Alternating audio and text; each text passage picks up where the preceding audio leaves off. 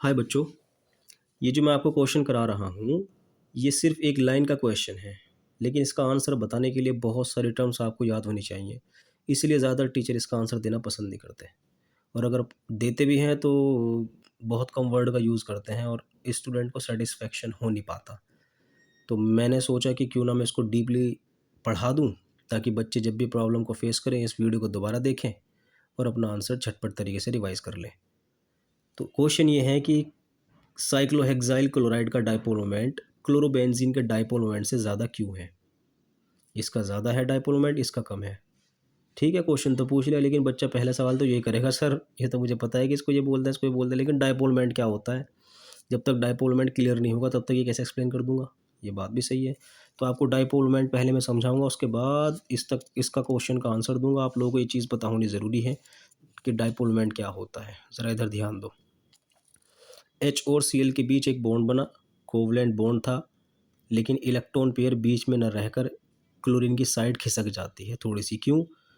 देखो, ये बॉन्ड होता है कोवलेंट बॉन्ड। ठीक है, तो कोवलेंट बॉन्ड में एच और सी एल आपस में जुड़े हुए थे। सी एल की इलेक्ट्रोनेगेटिविटी ज़्यादा होती है। इलेक्ट्रोनेगेटिविटी होती है इलेक्ट्रॉन पेयर को अपनी तरफ खींचने की ताकत। तो क्लोरीन की इलेक्ट्रोनेगेटिविटी ज़्यादा थी, तो इनके बीच इलेक्ट्रॉन न रहकर किस तरफ चले गए, सी एल की साइड चले गए। यहाँ खिसक गए, ये वाले इलेक्ट्रॉन बीच में तो नहीं है। क्यों खिसक गए? क्योंकि इसकी इलेक्ट्रोनेगेटिविटी ज़्यादा थी।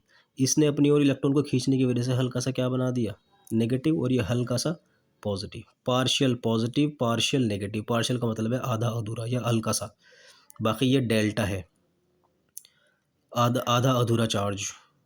अगर मैं Na और Cl के बीच बॉन्ड बनाऊं तो याद रखिए, इनके बीच तो बॉन्ड बना था कोवलेंट, इनके बीच कोवलेंट नहीं बनता। यहाँ तो पूरा पूरा ट्रांसफर हो जाता है, क्योंकि इलेक्ट्रॉन सोडियम को देना है और क्लोरीन को लेना है, तो इस पर नेगेटिव और इस पर क्या चार्ज आता है, पॉजिटिव। लेकिन यहाँ एच और सी एल के बीच इस तरह नहीं हुआ था कि हाइड्रोजन ने दे दिया और क्लोरीन ने ले लिया। भाई ऐसा है शेयरिंग कर, तो शेयरिंग होने की वजह से इलेक्ट्रॉन थोड़ा सा क्लोरीन की तरफ शिफ्ट तो हुए, लेकिन पूरी तरह क्लोरीन लेकर नहीं गया इनको। क्योंकि हाइड्रोजन कह रहा था मेरी भी तो इलेक्ट्रोनेगेटिविटी यार, मुझे भी तो ये शेयरिंग करनी थी। उसका केस अलग था, उसको तो इलेक्ट्रॉन देने थे, मैं नहीं दूंगा इलेक्ट्रॉन, मैं तो शेयरिंग कर सकता हूँ। इस वजह से इस पर हल्का सा पॉजिटिव आया, उस पर हल्का सा नहीं आया, उस पर पूरा ही पॉजिटिव आ गया। क्यों? क्योंकि इसने पूरी कंप्लीटली एक तरीके से इलेक्ट्रॉन दे दिया किसको, क्लोरीन को। तो मुझे ये टॉपिक नहीं पढ़ाना था, लेकिन मुझे बताना पड़ा कि ये पार्शियल नेगेटिव पार्शियल पॉजिटिव क्यों आया और वहाँ क्यों नहीं आया था, क्योंकि वहाँ पूरी तरीके से इलेक्ट्रॉन दे दिए गए, यहाँ ऐसा कुछ नहीं हुआ था। तो आपको समझ में आ गया कि चार्ज क्यों डेवलप हुआ हल्का हल्का सा, क्योंकि इसकी इलेक्ट्रोनेगेटिविटी ज़्यादा थी। अब आप ये बताओ मुझे कि इन दोनों में से कोई, अच्छा जितना यहाँ चार्ज है प्लस का उतना यहाँ माइनस का भी तो होगा ना। अगर यहाँ +7 है तो यहाँ -7, यहाँ +9 है तो यहाँ -9, है ना, ऐसा ही तो होगा। तो इन दोनों में से कोई एक चार्ज उठाना आपको, माइनस प्लस का चक्कर नहीं रखना।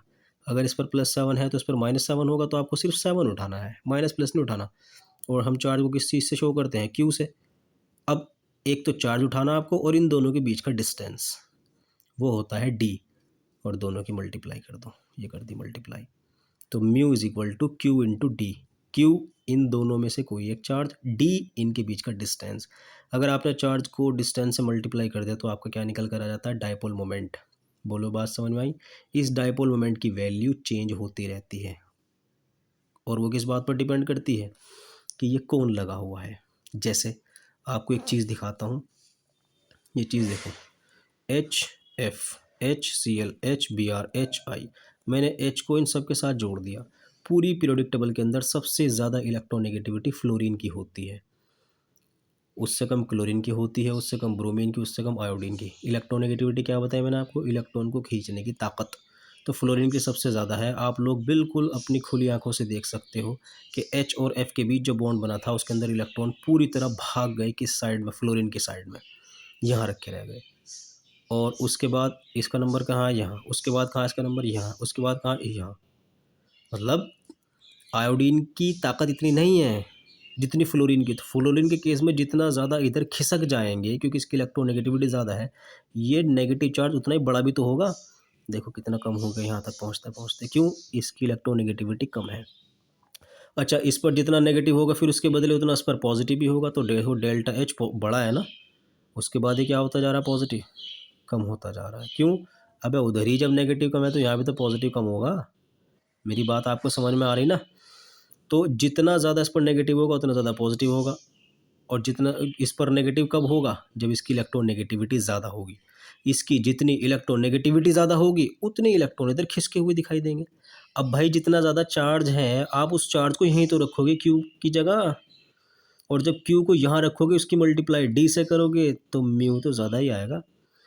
सपोज़ मेरे पास इस चार्ज की वैल्यू 9 है, इस चार्ज की वैल्यू 7 है, इस चार्ज की वैल्यू 5 है, इस चार्ज की वैल्यू 3 है। तो जब आप यहाँ 9 रखोगे, 9 की मल्टीप्लाई से नहीं करने का, आंसर ज़्यादा नहीं आने का। और जब आप HCl के केस में इसको 7 को चार्ज को यहाँ रखोगे तब म्यू आएगा, तो लेकिन कम नहीं आने का, पहले से तो कम ही आएगा ना, क्योंकि पहले आप 9 रख रहे थे, अब कितना रख रहे हो? 7। कुल मिला के मैं आपसे कहना चाह रहा हूँ, इस म्यू की वैल्यू बढ़ती चली जाती है जब जब ज़्यादा इलेक्ट्रोनेगेटिव एलिमेंट जुड़ा होता है। अच्छा, इसको आपने कितने पॉइंट दिए? 9, कितने दिए? 7, कितने दिए? 5, कितने दिए? 3। इसको कितने पॉइंट दोगे? अरे ये तो सब के सब सेम है, चलो 1 ही, 1 1 1 1। यार तेरी इलेक्ट्रोनेगेटिविटी कितनी है? 1। तेरी इलेक्ट्रो की 9, तेरी इलेक्ट्रोनेगेटिविटी 1, तेरी इलेक्ट्रोनेगेटिविटी 7। तो यहाँ कितना डिफरेंस है इन दोनों के बीच? 8 का। यहाँ कितना डिफरेंस है? समझ गए ना? 6 का। यहाँ कितना डिफरेंस है? 4 का। यहाँ कितना डिफरेंस है? 2 का। दो एटम, अब है मेन सेंट, दो एटम के बीच जब जब इलेक्ट्रोनेगेटिविटी का डिफरेंस बढ़ता है तब म्यू की वैल्यू ज़्यादा आती है। देखो इसका कितना बड़ा म्यू बनाया मैंने। इसका आंसर नहीं लिखा मैंने कि इसकी नंबर 1 2 3 4, इशारा दे रहा हूँ कि HF की म्यू की वैल्यू सबसे ज़्यादा होगी। क्यों? क्योंकि इन दोनों के बीच इलेक्ट्रोनेगेटिविटी का डिफरेंस बहुत ज़्यादा है। और इनके बीच कितना डिफरेंस था दोनों की इलेक्ट्रोनेगेटिविटी का? मात्र 2 का। और देखो जब इसकी इलेक्ट्रोनेगेटिविटी कम आ रही थी तो इसलिए बीच में भी तो आ गया था ना वो। तो जब इलेक्ट्रोनेगेटिविटी का डिफरेंस दो एलिमेंट के बीच बहुत कम होता है वहाँ म्यू की वैल्यू बहुत कम आती है। ठीक है, एक सेंटेंस फिट कर लो, जितनी ज़्यादा इलेक्ट्रोनेगेटिविटी की जितना ज़्यादा आपको इलेक्ट्रोनेगेटिविटी का डिफरेंस मिलेगा दो एटम्स के बीच, म्यू की वैल्यू उतनी ही ज़्यादा होगी। ये सेंटेंस करके रखना भी, इसको याद रखना, मुझे ज़रूरत पड़ेगी बाद में। अब आगे बढ़ो। और अब तक उस क्वेश्चन को सॉल्व नहीं कराया मैंने क्योंकि अभी तक उसके लिए मटेरियल तैयार नहीं हुआ। अब ये बता दिया आपको मैंने, जितनी ज़्यादा इलेक्ट्रोनेगेटिविटी का डिफरेंस म्यू की वैल्यू उतनी ही ज़्यादा। अब इधर आ जाओ। ये कार्बन है single bonded, single single single single.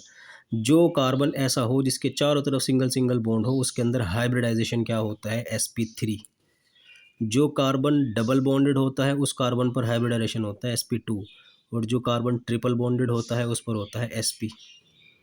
ठीक, ये भी याद रखना चाहिए। जो कार्बन सिंगल बॉन्डेड होता है sp3, डबल बॉन्डेड होता है sp2, और ट्रिपल बॉन्डेड होता है तो sp। ये रूल है, याद रखना। तो अब आपको ये जानना है कि sp3 sp2 sp में s कैरेक्टर कितना है। एक मिनट रुक जाओ, इसको जानने के लिए क्या करोगे? देखो, जितना s उतना p, यानी अगर ये 50 है तो ये भी तो 50 होगा sp। भाई देखो नोट करो, sp है ना 50-50, जितना s उतना p है। लेकिन sp3 में एक s है 3 p है, तो इसका मतलब अगर s 25 है तो p कितना होगा? 75 होगा ना। अरे भाई p3 है, 4 इससे हैं s p3, तो ये अगर 25 है तो ये कितना होगा? 75। तो इसी तरीके से ये है, तो ये s है और ये क्या है? p है। ये s है, ये क्या है? p है। आधा ये आधा ये, लेकिन यहाँ क्या हो गया? 33.33 और 66.66। ये s है और ये p है। अब आप मुझे बताओ sp3 sp2 sp सबसे ज़्यादा s कैरेक्टर कहाँ में है? कितना है? 50%। और उधर s कैरेक्टर कितना है? 25%। तो s कैरेक्टर ज़्यादा कहाँ में हुआ इसके अंदर? अब आपको दूसरा सेंटेंस के लिए मैं तैयार कर रहा हूँ। जितना ज़्यादा s कैरेक्टर होता है इलेक्ट्रोनेगेटिविटी उतनी ज़्यादा होती है। सही बोल रहा हूँ मैं, जितना ज़्यादा s कैरेक्टर होगा इलेक्ट्रोनेगेटिविटी उतनी ही ज़्यादा होगी। तो s कैरेक्टर इसका ज़्यादा है, और ये कहाँ में आया? ऐसे कार्बन पर जो ट्रिपल बॉन्डेड है। बस सेंटेंस दिमाग में फिट कर लो, ट्रिपल बॉन्डेड कार्बन की इलेक्ट्रोनेगेटिविटी सबसे ज़्यादा होती है, डबल बॉन्डेड कार्बन की इलेक्ट्रोनेगेटिविटी उससे कम, और सिंगल बॉन्डेड की सिंगल बॉन्डेड कार्बन की सबसे कम इलेक्ट्रोनेगेटिविटी होती है। ठीक है, समझ में आ गया? ये इंपॉर्टेंट है। सबसे ज़्यादा इलेक्ट्रोनेगेटिविटी उससे है, कार्बन ही सब के सब, लेकिन ट्रिपल बॉन्डेड, डबल बॉन्डेड, ये इसके आने की वजह से आपको ये याद कराना पड़ा मुझे। सेंटेंस नोट कर लो, कुछ भी कर लो, कि जिस कार्बन की या जो कार्बन जितने ज़्यादा ट्रिपल बॉन्डेड कार्बन की इलेक्ट्रोनेगेटिविटी सबसे ज़्यादा, डबल बॉन्ड की उससे कम, और सिंगल बॉन्डेड की उस सबसे ही कम होती है।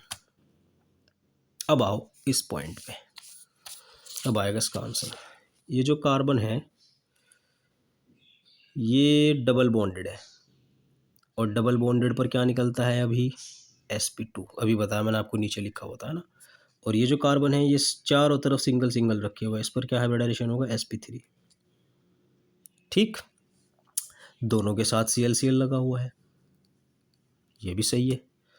तो ये बताओ कि इन कार्बन में सबसे ज़्यादा इलेक्ट्रोनेगेटिव कौन होगा? जिसमें s कैरेक्टर ज़्यादा होगा।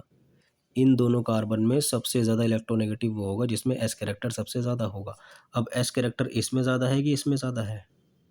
इसमें ज़्यादा है ना, sp2 में। तो ये ज़्यादा इलेक्ट्रोनेगेटिव है और ये कम इलेक्ट्रोनेगेटिव है। अगर मैं इनकी इलेक्ट्रोनेगेटिविटी को पॉइंट देना शुरू करूं, तो मान लो इस कार्बन को मैंने कहा कि भाई तेरी इलेक्ट्रोनेगेटिविटी कितनी है, कि सर मेरी इलेक्ट्रोनेगेटिविटी तो आप 1 ही मान लो बस। अच्छा ठीक है, और तेरी इलेक्ट्रोनेगेटिविटी कितनी, एक मिनट रुक जाओ, मेरी इलेक्ट्रोनेगेटिविटी सर आप 4 मान लो। एस कैरेक्टर है ना, इसकी इलेक्ट्रोनेगेटिविटी कितनी मान ली? 4।